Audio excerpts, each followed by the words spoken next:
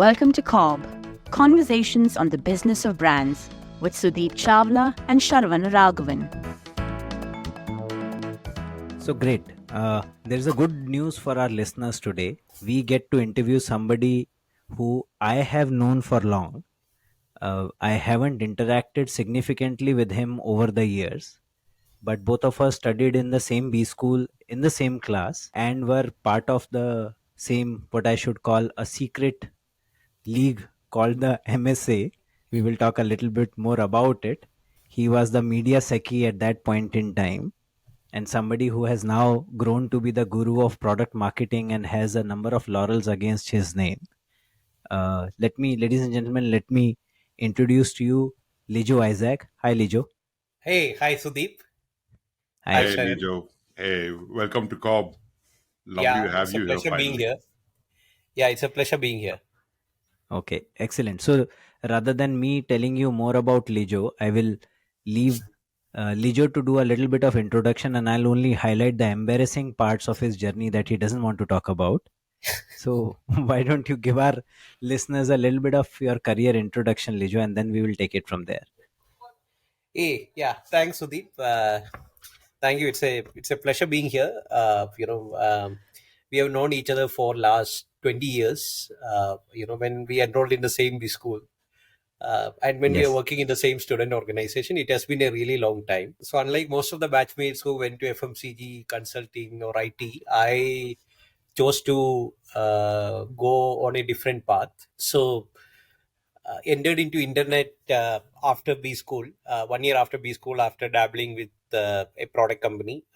Then have been in internet throughout. So started with rediff.com as one of the youngest product managers at that point of time. Straight out of B school, the first B school batch that got into any product management role anywhere in India. Then worked with a couple of startups. One of them got acquired by Flipkart. The first ever acquisition of Flipkart, it was a startup called We Read, which was into books, reviews, etc. At that time, Flipkart was only into selling books. Then worked with another startup, which was incubated at Wharton, which was trying to solve the trust for celebrities problem. The same thing that Elon Musk is trying to do through the blue tick now. We tried solving that in 2009. Then the e-commerce way was just starting off in India. So started with a company called Home Shop 18, which belonged to Network 18. Was one of the founding members of the e-commerce team. Worked there for 5 years. Then we got acquired by Reliance. So we got acquired by Reliance into what is currently known as Agio. I worked on the entire e-commerce experience there, primarily the buy-side experience, setting up search, browse, merchandising, the checkout, the payments. So it was a really good journey out there for 5 years. After which that option came to move to Reliance, but I decided to again continue with startups because I have already fallen in love with startups and worked with Practo for 3 years. There it was a slightly different role. From product management, I shifted to growth marketing or more of product marketing. So worked in Practo for 3 years, grew their traffic from 2 million to 20 million over 3 years, launched multiple initiatives, product-led initiatives without spending money, how to do marketing. That was the primary problem statement there. Then after Practo, I decided to take a small career break. I acted in a BBC TV documentary, which was a very popular show in TV called Great Canal Journeys. It was an enjoyable journey where we lived in boats in Brahmaputra and Kerala for 1 week and shot with two octogenarians from the British theatre scenes. It was a really enjoyable journey, and then moved back to product management, started with the wealth management division of Paytm. Again, I was a part of the founding team there, which launched a product which is currently known as Paytm Money, set up the mutual fund part of that business, worked on the equity part of that business as well, the common platforms, launched NPS, and handled digital gold as well. Worked in Paytm for 3 years, and then when the pandemic was just starting off, joined Byju, launched a product for online classes, currently handling the online classes product for Byju. It's a product called two teacher model where two teachers are present within the class. The product has grown nicely from zero to almost like 300,000 odd paid students over the last 3 years. So this has been my career journey till now. Excellent. It's a very exciting one, Lijo. I Hmm. think there are lots of inspirations to be had from taking the first dip into Yeah. internet, Sorry. e-commerce, taking a career break, going into acting. So let's talk about each one of those as we progress further. You used a few terms when you were describing your career, and I thought that it will be good for our listeners to understand them. Yeah. Sharon and I have spoken a lot about brand and brand marketing as we Mhm. before this episode, and there are a couple of terms that you spoke about. I thought it'll be good to have your point of view of what is the difference between, for example, brand marketing, yeah, or Okay. brands, then product marketing, product management, and growth marketing. Correct. Yeah, these are three Yeah. four terms which gets used, and I'm not sure how many of us are very clear about what each one of these means. So if you can And just I've kind of encountered this question, and I've asked this question, and I've never really found clarity from anybody I've asked this question to. So therefore, we've landed at you, hoping to get clarity with you. No pressure. Yeah, yeah. Sure, Sharon. Sure, Sudeep. So, see, this lack of clarity has always been there, even when I started my career. So, there is this famous note by Marty Kagan, who is a product management practitioner who is well known on the difference between product management and product marketing. So, if you look at it, Mhm. product management is basically defining the user experience and defining the product requirements, which is what we call as shaping the product. So Mhm. in a consumer internet product, how does the product, I mean, what is the consumer insight or the problem that is being solved out there, and how to creatively solve the problem? That is what the product manager is responsible for, while a product marketer is responsible for telling the world about that product, which is a slightly different thing. Mm, So a mm. product marketer will give a lot of really good inputs to a product manager, which will become one of the core things based on which the product is being created. Mm. While the product manager will give similar inputs to a product marketer on some of the differentiate of the product based on which he can do marketing and he can tell the world about the product. That is Mm. the difference between product marketer and product marketing. Mm. So coming to the growth marketing part and brand marketing. So growth marketing is everything on a consumer internet products minus brand part. So primarily it is ROI driven. Mm. So which includes any kind of paid marketing, on marketing, any kind of organic marketing. Lot of those things come under growth marketing. But Okay. the core of that also is the fact that you can fundamentally, if your product is fundamentally good, then you don't have to worry about marketing at all in a consumer internet product. So you can have examples from India and outside of products like Dropbox or product like Facebook, where the product itself grew viral because of the use case that it was trying to solve. While in Right. the case of brand marketing, it is slightly different. Any kind of association with respect to that product will come in the aspect of brand, which will include parts of product marketing, and parts of growth marketing as well. So when the product grows and there are like multiple products who are chasing the same customer, and everything becomes commoditized, that is when the brand will become the differentiator, Mm. using which people will start using the product. Okay. Excellent. No, I think it is very well stated. And if I were to ask you, Lijo, uh, product management is Hmm. critical to formation of the product, various features, etc. around it. Correct. Yeah. A significant role obviously therefore happens when the product is actually getting created, and then possibly later on as a feedback from the market optimizing the user experience, right? Correct.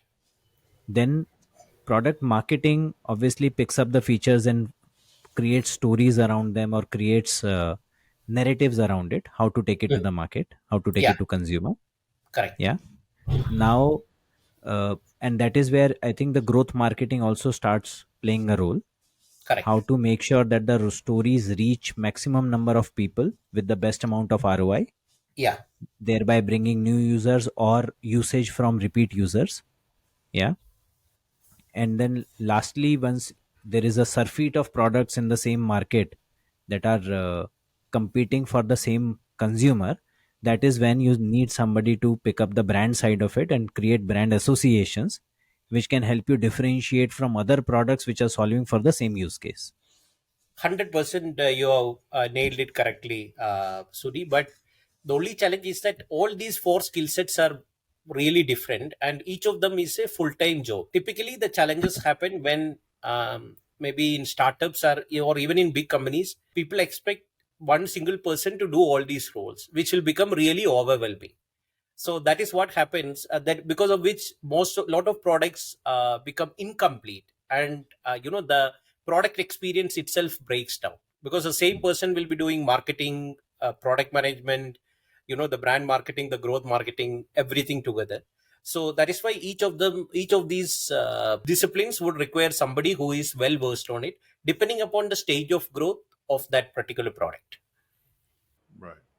And when we talk about the popular marketing of lead generation and downloads, all of that would be under growth marketing, Yeah. and the brand focus would be under brand marketing. Yes, you're right. So, Lijo, would this be a cascade thing for a startup? Would a startup first focus on building the product, focus on product marketing, then growth marketing, and then brand marketing? Or does that really vary in different industries? It actually varies. So I have worked with founders who are very strong in marketing, but there were some other founders who were very strong in product discovery as well. So in the startups, I feel it is really different, and it's a fight for survival. When I say survival, it's a fight for finding the product market fit. Right. So if you find the product market fit, then the marketing part of it would come into place. So essentially, if when there is, what do you mean by product market fit is primarily that there is somebody out there who has a problem which you are trying to solve, and they are ready to pay for it. If Right. you're finding people like that, then you can actually get into marketing. How to expand those the scope of those people, or the number of those people who are having that problem.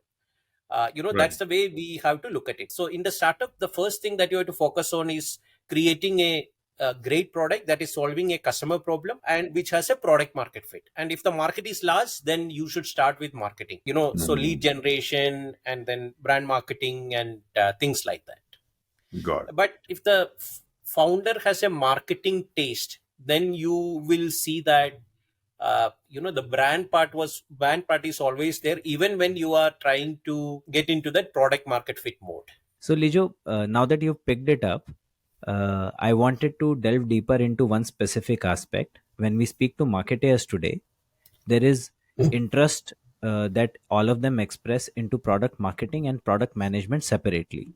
Yeah, Correct. and we keep hearing all of them inquire about these two careers in these two, and specifically with the background of internet focused companies.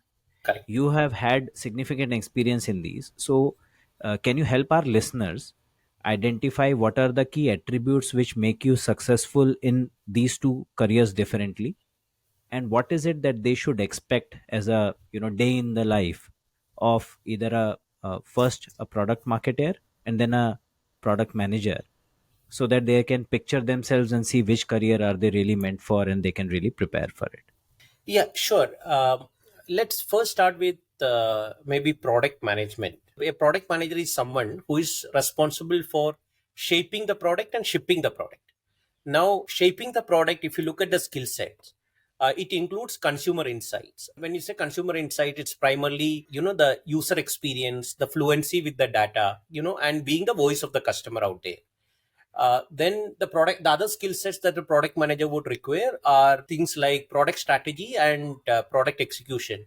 When you say product strategy, it's about how you are able to drive business outcome and how much ownership you have out there, and what is the product vision and road mapping that you are doing as a product manager. That would come under product strategy. And the next is product execution, which includes things like feature specification, how should the users be using your product, and product delivery and product quality, where you work very closely with the engineering. And lastly, in between all this, there is another aspect of influencing people as well, because as a product manager, you have a lot of responsibility, but you don't have much authority on the people who are working on the product. these people would be from engineering, from design, from marketing, legal, and from multiple other teams. So you need to have very strong influencing skills up bottom as well as among the peers. That is something that is very important. So these are the kind of skills that you would that you would need as a product manager. But for product marketing, it is slightly different, but that consumer insight part still remains the same, because you need to understand, you should speak to the customers, try to understand what is the problem that is being solved, whether that problem is being solved in the best possible way. So that's one part. And unlike a product manager, maybe a product marketing manager should be a little bit more creative on the marketing aspects of it, and the work with engineering may not be as deep as how a product manager would ideally do, because the product manager is also responsible for the product quality and ensuring that product is working as expected, which involves a lot of technical aspects as well, while a product marketing manager does not have to worry about all those things. He would look at a product manager as a partner to ensure that those things are being taken care of. So the career in product management as well as product marketing management disciplines, both of them are like really fulfilling,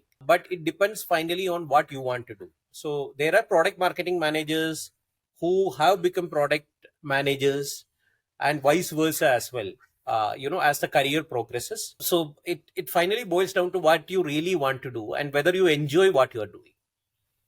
Okay, fair. Quick, small one as a rejoinder. To become a product manager, do you need to be a coder in your previous life? Do you need to know coding, or can a non-engineer, non-coding background guy do well as a product manager? Yeah, a non-coding background guy can do really well as a product manager. So somebody who is coming from an engineering background, they always try to see how the product is superior from a technical point of view. But somebody who is coming from a non-engineering background, they may actually look at it from a user point of view. So I have recruited product managers in my team who were from the background of human resources, from sociology, and from a lot of non-engineering disciplines, who became really stellar product managers as the career progressed. So you need to converse with engineers and you need to have a passion for technology, but you need not know coding, or you need not you don't have to do coding in most of the good product management companies, if you're working as a product manager. Right. So it's not just the engineers taking all the marketing jobs. It's the other way around also. Yes. Yes, that's right. But that takes me to a very interesting point, Lijo. So we both come from a large FMCG background, right? So we have this kick about touching so many people's lives when we see the product in the market, the packs disappearing from the stores and all that. And you worked across brands which touch pretty much every Indian's life today. I don't think anybody would have an email today without ever having gone across Rediff or looked up a doctor, and looking up doctors and Practo. I'm sure it still continues with Byju, with Paytm. I think you've touched brands that have touched a lot of people's lives. How do you develop your domain expertise across these brands? Because all of them are very different industries at the end of the day, while they could still be tech centric. How do you go about something like finances? I'm not sure something I can pick up overnight and work on a new finance product. How do you do all that? Yeah, so as you progress in your product management career, you can either become a domain expert or you can become a functional expert. So so when you say a domain expert, somebody who would work only on the fintech product for say X number of years, that is a domain expert. And second is a functional expert, somebody who is very strong from a product management point of view on how to interview customers, how to do the product discovery and create something of value which the customers would admire. So one of the things that I believe have helped me was the fact that I am inherently curious. Sudi would know, I mean, from the time in B school as well. So I wanted to learn a lot about new things that was happening, and in each of these brands that you mentioned, Sharon, it was a lot of unlearning rather than learning something new of what I had done in my previous role. It's tough, but as long as you enjoy, nothing is tough. So and you need to adapt and stay relevant as you progress in your career as well. Because when we passed out 20 years back, web development was supposed to be a cool thing, but now that job is no longer there. So tech and product management is a very fast moving, it's an industry that is evolving at a really fast pace. Right. Now AI is coming in, so you need to get ready for that mentally and see how that can be used to improve the lives of customers all across. That's the way you will have to look at it. But most of the good product managers are inherently curious, and they would strive to learn new things as they progress in your career, because that is something that you have to do to ensure that you are able to create products which are really great. Awesome. I'm going to press on that a little more, Lijo, because I think you're being a little modest there. Curiosity, I get, right? Yeah. Now, you're going from one company to another where I don't expect them to have a formal induction process and all that to get you Yeah. into the industry or the domain you're going to be working in. Do you have any set of learning hacks that accelerates your learning in a specific domain? I ask that because there are a lot of people who in the startup world go from one industry to another. Is that something that you practice, or is there some toolkit or something you do to bring you up to speed? Because I'm sure there's not enough time to do that. No, there is, you're right. There is no time to do a formal induction or anything like that. And in fact, that is not needed. So, what is needed is to have a growth mindset. So, when we were creating the product at Paytm Money, the first thing that we did was to ensure that we are interviewing people who have been working in fintech industry for quite some time. But what we realized was that they were not approaching the problems in the way a digital company would do. Say, for example, when we were interviewing people for mutual fund product manager roles, what we realized was that a lot of them were worried about regulators, and how regulators would view the product rather than thinking about how customers would use the product. So that was actually a red flag, when we were interviewing the people for the initial product manager role. So, I mean, you can't actually blame those people for that, because they have come up from an industry where, that is the way they are attuned to think. So that's what I meant when I said that you need to have a growth mindset and you need to unlearn and then relearn again. To go deep into one example, similar things have happened in all these companies that I have mentioned. And if you look at any of these companies, right, most of these companies have been created by people who are as old as us, by thinking about the same problem in a slightly different way, be it Practo or Paytm or Byju's, or even any of the e-commerce companies that were there in India, etc., etc. So the problems have always been there, but how you approach solving the problems is what make it really different. Wow. And that is where a great product manager or a great founding team would create a huge difference. Amazing. I like how simplistically you put it. It's quite good, actually. It creates a very good frame of thinking in one's head. So thank you for that, Lijo. Curiosity and a problem-solving mindset is all you're saying it takes. Yeah, growth mindset versus problem mindset. Fixed mindset. I call the other mindset as fixer mindset. Fixer mindset. Okay. Yeah. So that is common. I mean, you will see these terms being mentioned in a lot of Indian internet companies. But having a growth mindset is what would help you to approach problems in the right way. Excellent. Fair. Lijo, I know you must be now getting bugged about the fact that we are talking to you only about product management, but forgive us for doing this because we talk a lot about brand and growth and other stuff. Now that we have you at our disposal, so therefore we are going on and on about it. But possibly the last question on that side before we delve into other sides of your personality. You have done a number of product launches by now. Correct. Yeah. I'm hoping that there were a number of success. There were a few failures also. Yeah. So if it is okay for you, I would want you to recount one success product launch and one failure product launch for our listeners. More importantly, focus on what did you learn from each one of them. Yeah. So, there have been multiple instances of successes and failures as I progressed in my career. But maybe Paytm Money was one of the most fulfilling successes that I had, in my career when we launched it, because already so even though we were a part of Paytm, we were a separate startup that was based in Bangalore, working from a co-working space. And for the first 4 5 months, we didn't even use the brand Paytm for any of the things that we were working on. It was a very tough product to launch. And when we were going out and meeting various stakeholders, we could see a lot of suspicion in the interactions that they were having with us. But thankfully we could build the trust, and it helped us in creating a stellar product.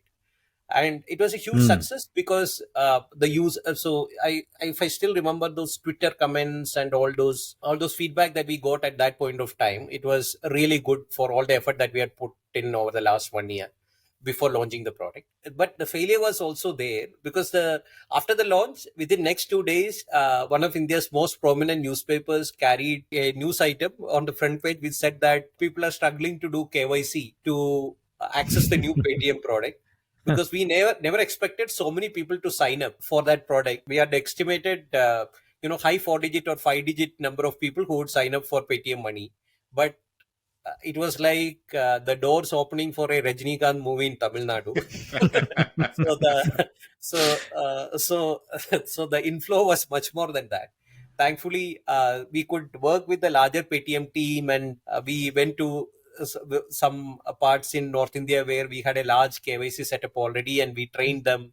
That was my first visit to that town. So that's the way we overcame that failure that point of time. But the learning from that is that still, even now, the process that we follow in Paytm was very highly automated, and we could do as many KYCs as a traditional bank by using only 15 or 20 people, and that too within like 20 or 30 minutes. So when we started, it was like 24 hours plus, but we brought down that timeline considerably by doing a lot of automations in the backend. And that's the way we came out of that. So if you look at it, in the middle of difficulty lies the opportunity, and you should learn from the failures and try to see how you could have worked on that problem or approach that problem with a slightly different solution to make it even better for the customers who are using the product.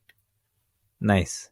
So we asked for a product management lesson. We got a life philosophy. Thank you for that, Lijo. I think all the answers have been along the same lines. Yeah. So I think it's more about the personality. And I think Lijo is slowly moving to the top level of Maslow's hierarchy. And it is fairly expected that you might get a lot of life actualization lessons from Lijo through the course of this podcast. And I'm happy our listeners will get much more than what they bargained for. So I'm not complaining for one. Okay, excellent. So let's now, with Sharan, your permission, let's move ahead of product management. Yes, please. Let's get to another facet of Lijo, which is around angel investing. Okay. Yeah. Again, Lijo, angel investing is something which is not very highly penetrated in India. Not too many people are currently participating in it. There is a significant potential, right? So we would want to delve a little bit more on this. So first, tell us, when you started or in your journey, have you had any mentors on this? How did you pick it up? How did you grow into it? Yeah. So this started when some of the people who were a part of my team approached me and asked me whether I would be investing in whether I would be interested in doing an angel in their startup.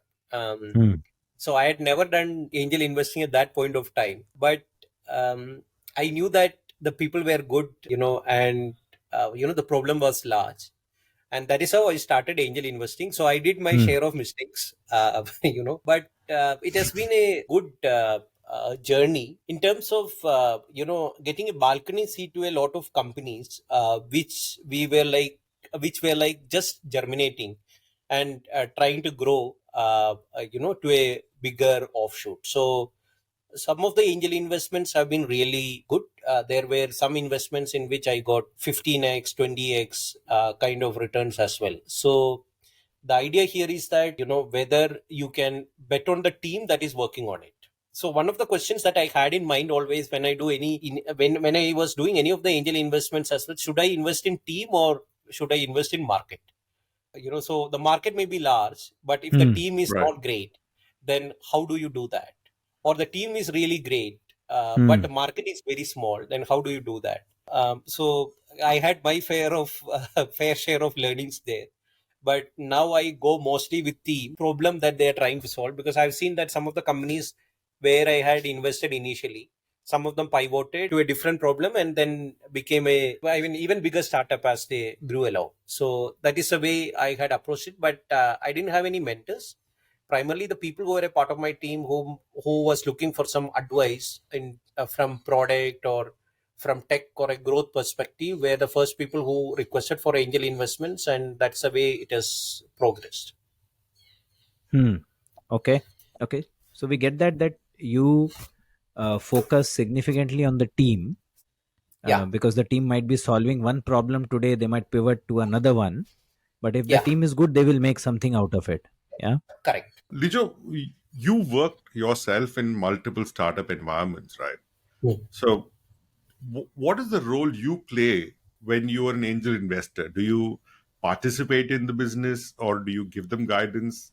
And when you said you have a balcony seat, when you know something's going wrong, what do you do? Do you step in? Do you not step in? I know it's a very delicate equation between the angel investor and the startup team and the founders.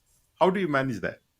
So in angel investing, until and unless you are being asked for help, you typically stay out of how the company is being run.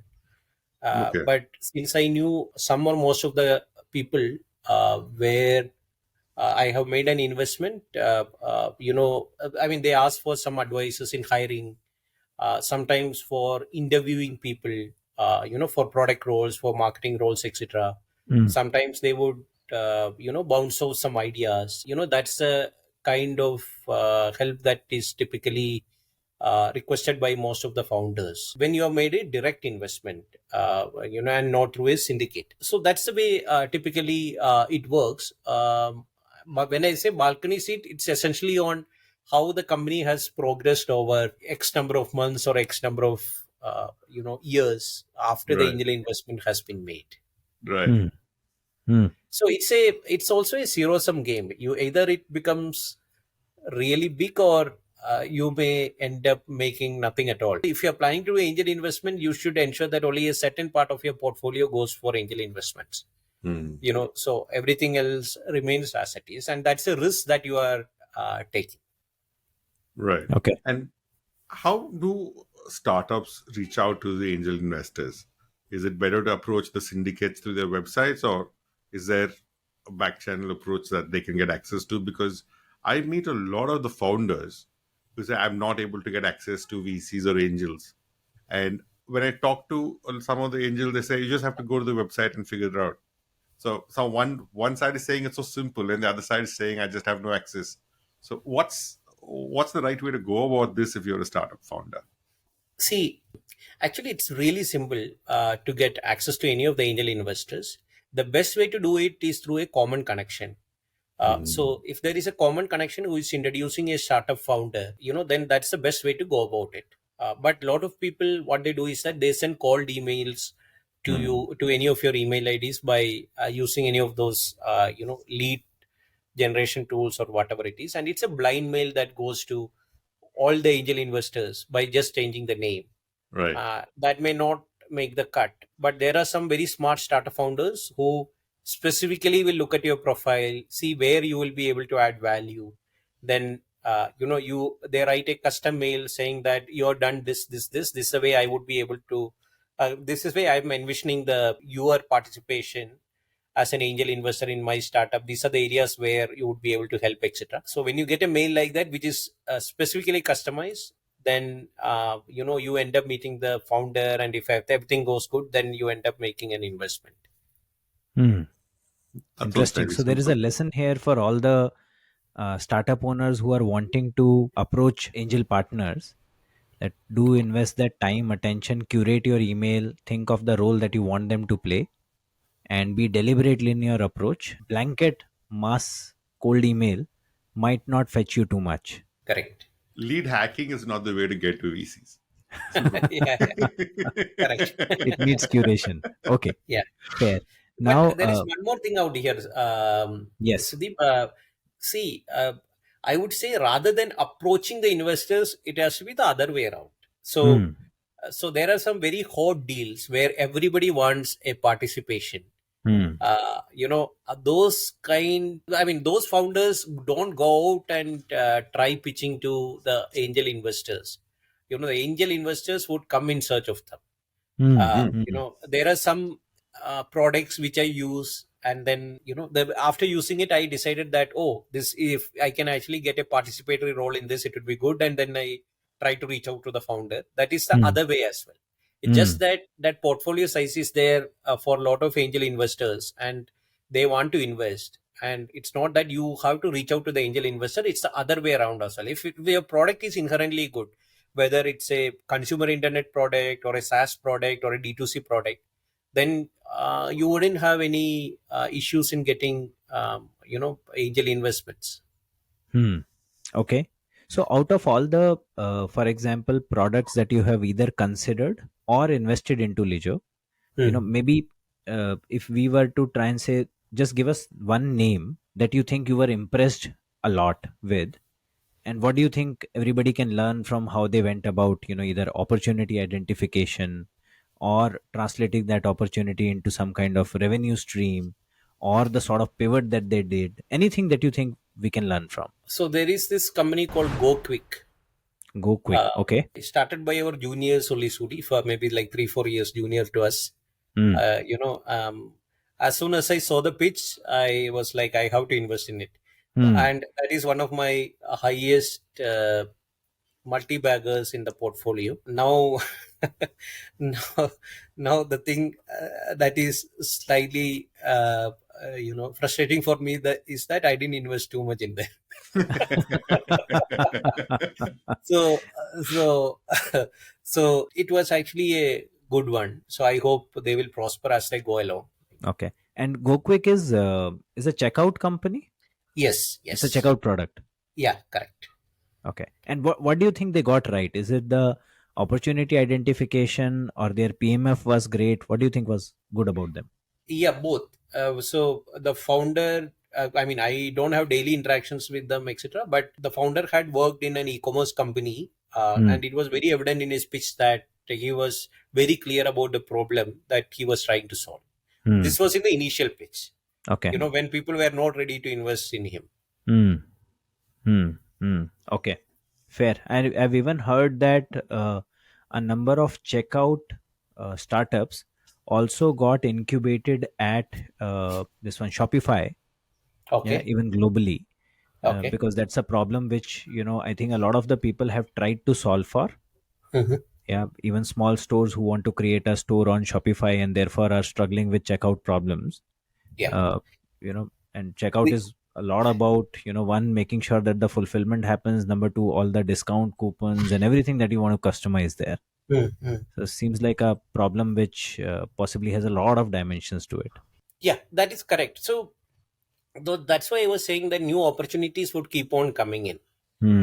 So in 14 years back, when we were fresh out of B school, it was e-commerce was a big opportunity. Now each of the specific sectors in e-commerce itself is a big opportunity. So as things grow, the new opportunities would keep on coming in, and smart entrepreneurs would always discover those and will try to solve it in a creative way.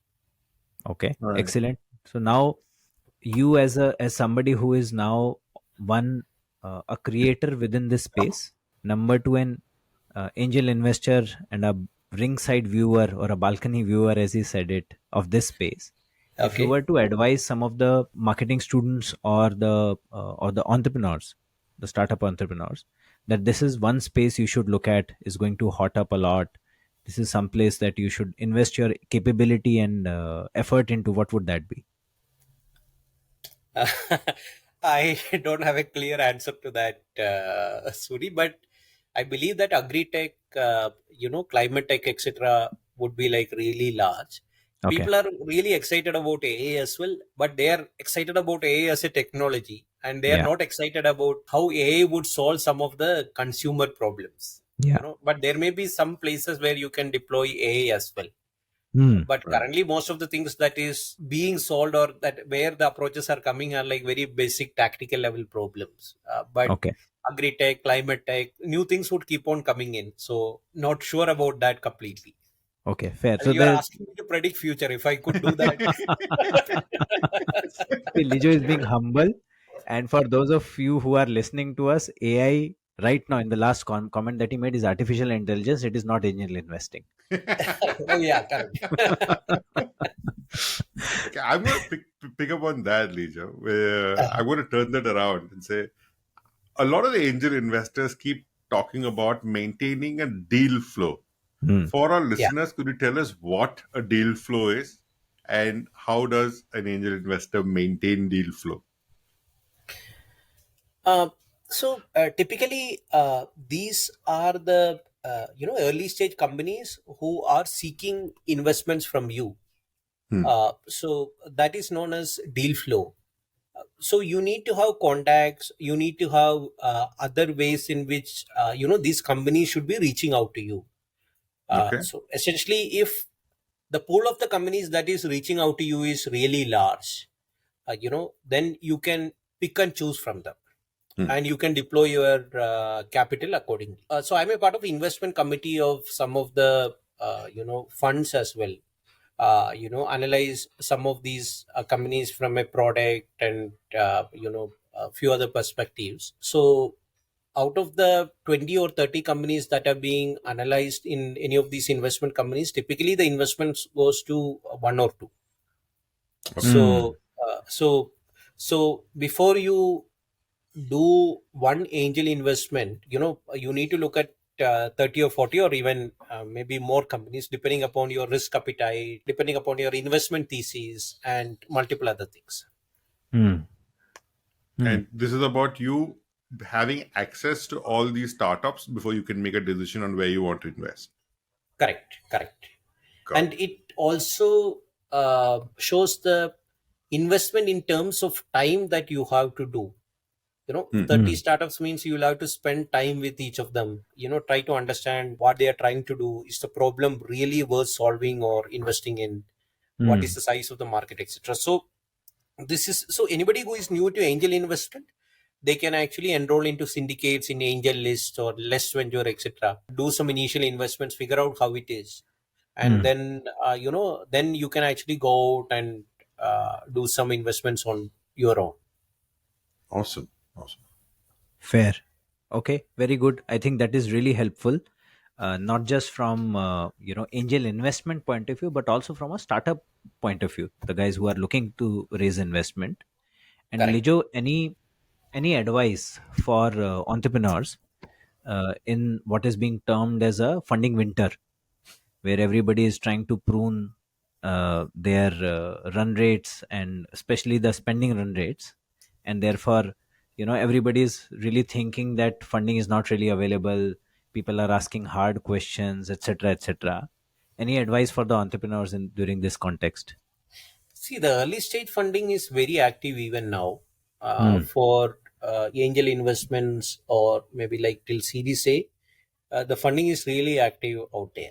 Now, everybody is a little bit cautious, is the only chain that has come in. But late stage funding is relatively difficult, as you can see in all the news, things, etc.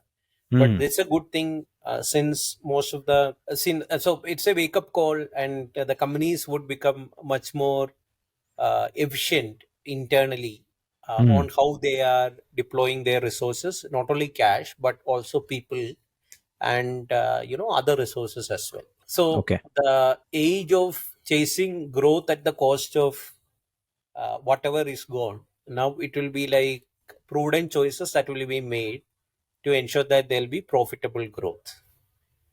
That's a good thing, right? Yeah, it's a good thing. It's And an excellent thing, actually, if you ask me. yeah. Yeah. And from what you're saying, if I were to paraphrase what you're saying, Dijo, is that there is no funding winter at the early stage. So the No. startup founders who are going in for their seed, pre-seed, A, they don't have to be worried or even consume too much of the news that's going on about the funding winter because it doesn't necessarily concern them. Yeah. No, you're right. That's the way currently the things are. So winter is not coming. Winner is existing only in some areas, is what I would say. At the top of the pyramid. Yeah, maybe. Correct. Okay, excellent. So now, Lijo, from dispensing knowledge around product marketing to sharing your experiences within angel investing, now is the time where we mine some of your advice for people Mhm. who are starting out their careers, Okay. right? So our podcast gets listened to by a number of marketing students and some number of people who are working currently with either startups or agencies who service the startups, and they also look for some advice around building capability or how to shape their careers, Correct. right? Both sides is where we get most of our questions from. So Mm. any advice that you have for tech marketers who want to enter into this space, looking to enter from a career point of view, what would you tell them? The first advice is to ensure that you're finding out what you really enjoy. You know, Hmm. if you find out what you really enjoy, and then you won't look at what you're doing as work, because if it is enjoyable, then you won't mind doing it at whatever time of the day, and whatever the effort it takes. That's the fundamental thing that you need to remember. That is one part. Second, I believe that the age of working for a single company till 60 years and then retiring, that is gone now. The companies itself are not surviving. So uh, you should actually look at your career in two stages. The first stage is where you are experimenting, and Hmm. what I would call as exponential phase of your career. So that's a stage in which you should take moonshot with few startups and try to see whether you can make it or not. So working for startups is really tough, by the way. It's so working for 3 years in a startup is equivalent to working for 10 years in an established company, because there will be so much learning and the intensity is much. Hmm. Right. And the second stage of your career, after exponential phase, is the steady state of your career, where if you got a moonshot, then it is well and good. So in the steady state of your career, you can think about starting something on your own, or being an advisor, or progressing within the company where you have been already working, etc., etc., with less intensity. That is maybe after, say, 40 years or whatever it is. So that's the way you should actually look at your career, and you should also decide whether you will become a domain expert or a functional expert, whether Hmm. even in marketing or even in product management or any of the disciplines like that. So if you love fintech and product management, you want to become a fintech product manager throughout your career, or if you love product management only, then you can actually get a chance to work on multiple things. That's the way you have to look at your career. That is one part. To summarize, first find what you really enjoy doing and then make a career out of it. Second, divide your career into two phases: exponential phase, where you take some moonshot with startups and few things that you really wanted to do but you never could do. And second is a steady state, where once you understand what you really enjoy doing, and if some of your moonshots are successful, then you can go to get into a steady state. That's the way I would look at planning my career now. Hmm. Because one of the reasons for this, Sudi, is because none of these companies that I mentioned, that I worked over the last 16 years, none of them existed when we passed out of B school. you know Correct. Yeah, so none of them existed when we passed out of B school. So somebody who is passing out of B school now, or who is starting fresh now, we are speaking about the companies which have not been invented till now. Correct. So that's the way you will have to look at it. Hmm. Amazing. Interesting. That's a very good way of looking at it. It is inspiring as well as scary at the same time. Yes. So, bringing this back, Lijo, to say we are talking about the conversation of business of brands here on the podcast.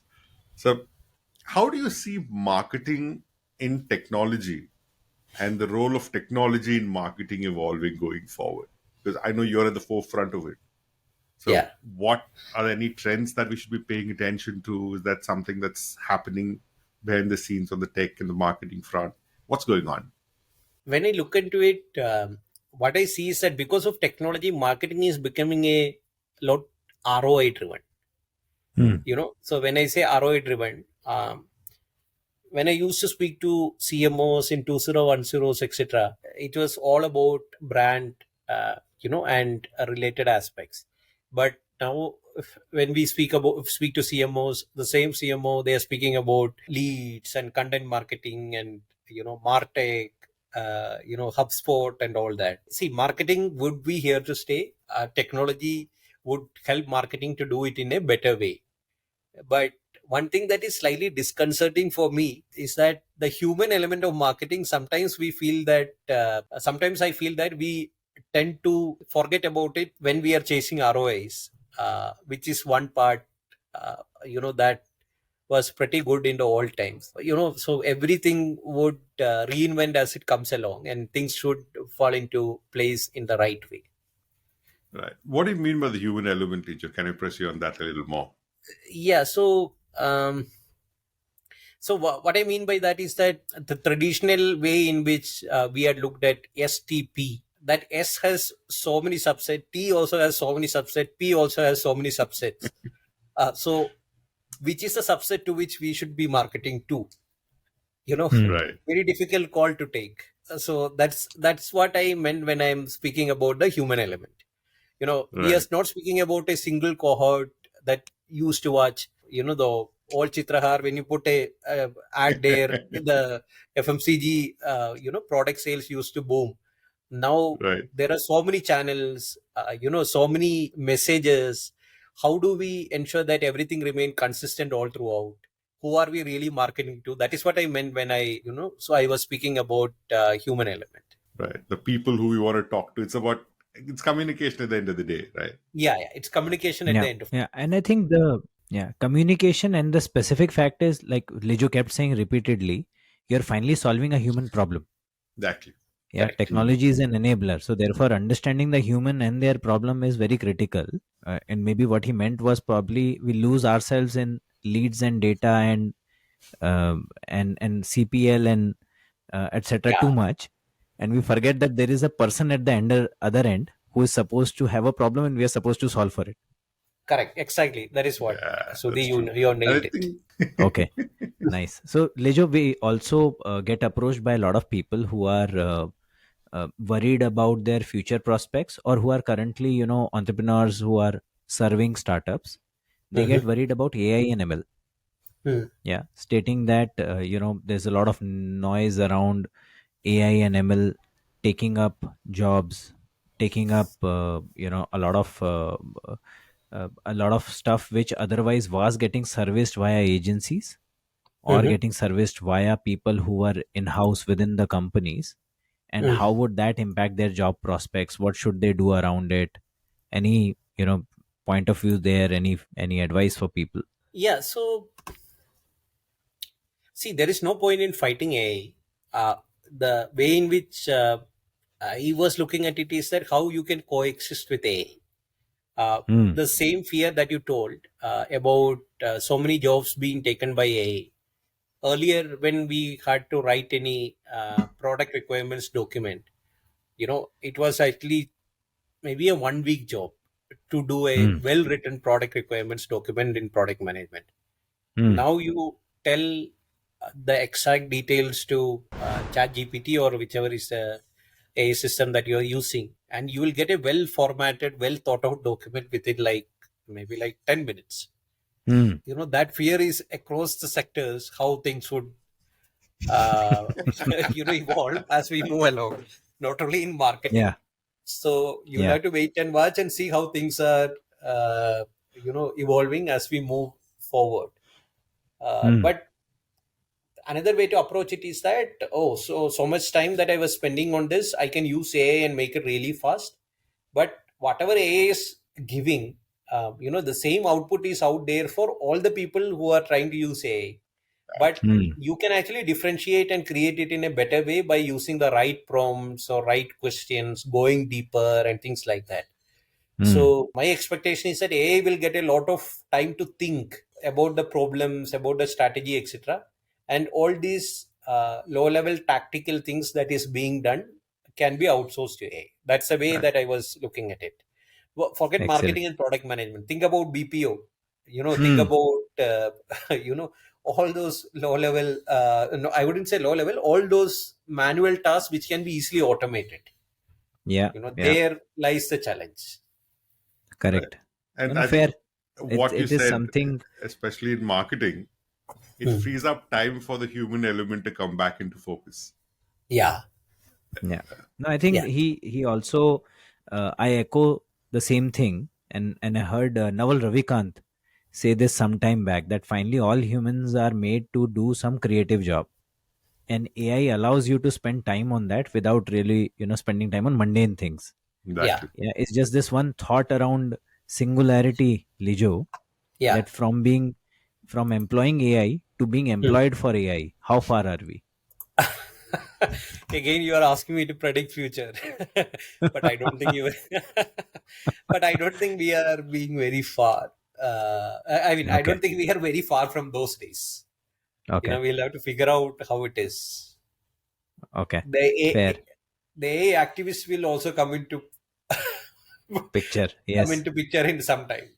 yes, yes. No, in fact, I I was listening to this podcast again between Joe Rogan and Naval Ravikant, Uh-huh. and Naval says that the days when AI will start employing us Uh, will only start when we are able to mimic what human brain does.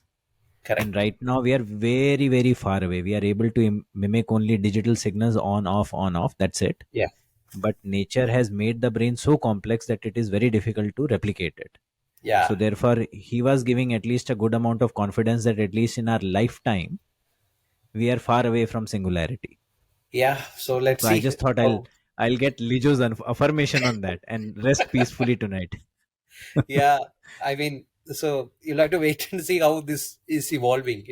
It's too fast. The way in which AI is evolving, or any of the technical aspects around, ML or AI is evolving, is really really fast. Hmm. Hmm. Hmm. Any particularly interesting use case of AI that you have employed? See, my wife is a teacher. Hmm. She used to spend. I mean, rather than my use case, I was actually observing her, and once I showed her how AI can be done, Hmm. she has been like trying to use AI for creating some questions and lesson plans, etc., which used to take a lot of time, earlier. Nice. Yeah. Nice. So I taught her how this can be done, Hmm. and she has been using it in a very smart way. Nice. So that, I mean, I'm just saying there are so many use cases out there. Anybody can use AI. It is so simple to use, Hmm. but it may not replace search, but it is so simple to use. Nice. No, that's a great example, Lijo, for something which possibly we might see every day around us. Mm, Uh, Anybody whether you are working in tech space or not, you can employ AI to make yourself more efficient. correct. Yeah, I think at the end of the day, it is a productivity tool, and it's really up to the individuals how they want to leverage it and add, like you said, their own spice into the mix and see what cooks up. And Correct. Hmm. I yeah, think the first persons who will get replaced are marketing consultants, Sharon. marketers, the consultants will No, survive. no, Lijo, don't get hassled with it. We keep taking pot shots, so don't worry Okay. No, about no, this no. one. He keeps taking pot shots at me.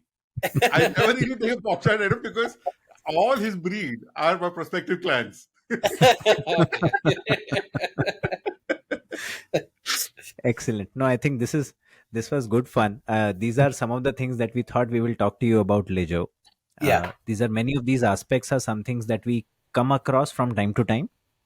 Neither Sharon nor I are honestly qualified enough to talk about most of these aspects. We know about it from general Mm, chat that we have heard around it, but we were really looking for a subject matter expert who could speak from their experience and give some qualified knowledge to our listeners so that they can benefit from it. I yeah. think at least I'm very happy with what I got.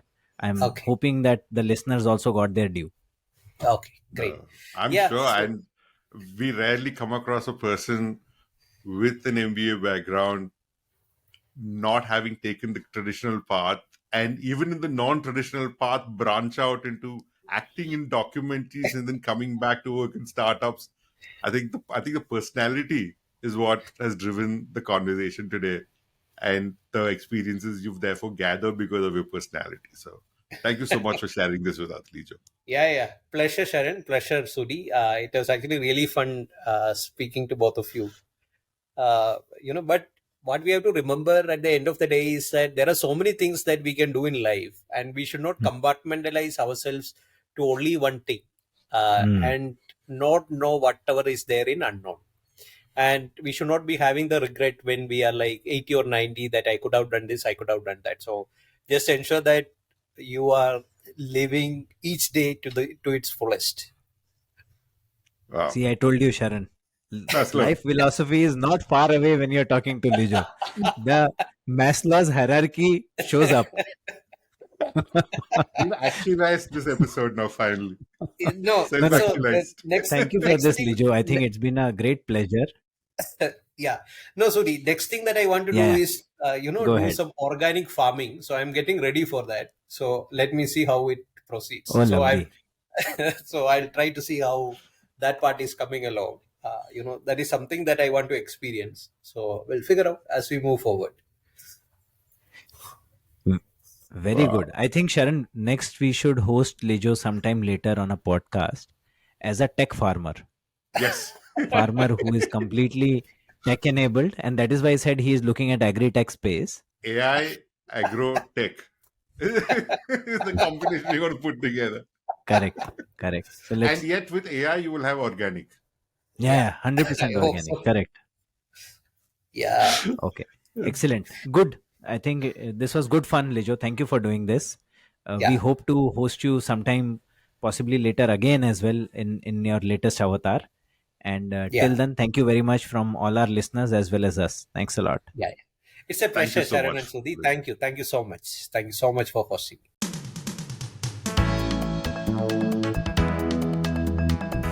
Thank you for listening to CoBB, Conversations on the Business of Brands with Sudeep Chawla and Sharavana Raghavan. Subscribe and learn more at cobcast.net. That's CoBBcast.net.